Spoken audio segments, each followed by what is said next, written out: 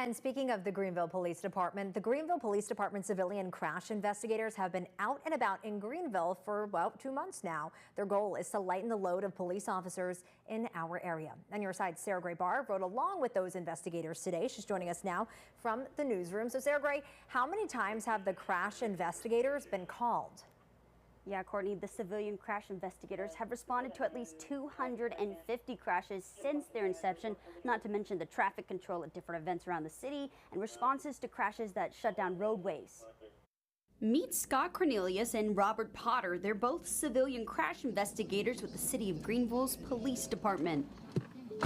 Both have prior law enforcement experience. Can you tell me a little bit about the stop we just made? It was a school or an activity bus that brought some children to town square, town center, and they were playing, and the bus rolled down the hill and hit a parked car. North Carolina is an at-fault state, which means law enforcement can't determine fault.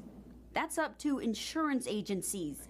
Law enforcement has the responsibility of recording what happened and determining contributing factors. I'll be 10-8 from the Stantonsburg 1050. Parties don't want involvement. These investigators go to traffic crashes involving property damage only. For example, rear ends and parking lot crashes. We don't determine who's at fault, so a police officer would do the same thing.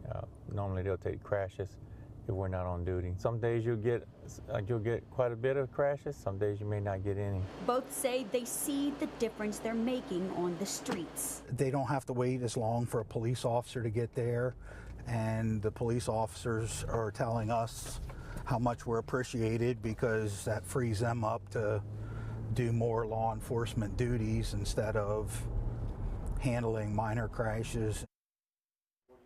Cornelius tells me what makes these civilian crash investigators different from a police officer is that they don't have civil or criminal arrest authority. This means that if they come across a person with a driving bond without an operator's license or insurance, they're required to call the police. In the newsroom, Sarah Gray Barr, 9 on your side. Sarah Gray, thank you.